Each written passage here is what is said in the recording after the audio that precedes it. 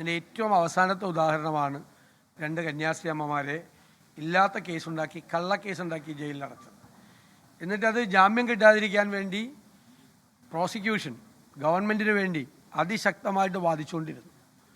ഇപ്പോഴും ഗവൺമെൻറ് അന്വേഷണത്തിൻ്റെ തുടക്കം മാത്രമേ ആയിട്ടുള്ളൂ. അതുകൊണ്ട് ജാമ്യം കൊടുക്കരുത് എന്നാണ് ഇന്നും കോടതിയിൽ അവരാവശ്യപ്പെട്ടത്. ഇന്നും കോടതിയിൽ.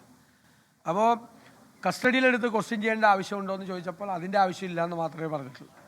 ജാമ്യം കൊടുക്കരുത്, അന്വേഷണത്തിൻ്റെ ആദ്യഘട്ടത്തിലാണ് എന്നാണ് ഇന്നും പ്രോസിക്യൂഷൻ വാദിച്ചത്. അതേസമയം ബജറംഗിന് വേണ്ടി വന്ന അഭിഭാഷകരെല്ലാം ഒരു കാരണവശാലും ഒരു തരത്തിലും ഇവർക്ക് ജാമ്യം കൊടുക്കരുത്, വലിയ ക്രിമിനലുകളെ പോലെ, വലിയ കൊലക്കുറ്റം ചെയ്ത ക്രിമിനലുകളെ പോലെയാണ് ഈ കന്യാസ്ത്രീമാരെക്കുറിച്ച് ഇവർ പറഞ്ഞ് പരത്തിയിരുന്നത്.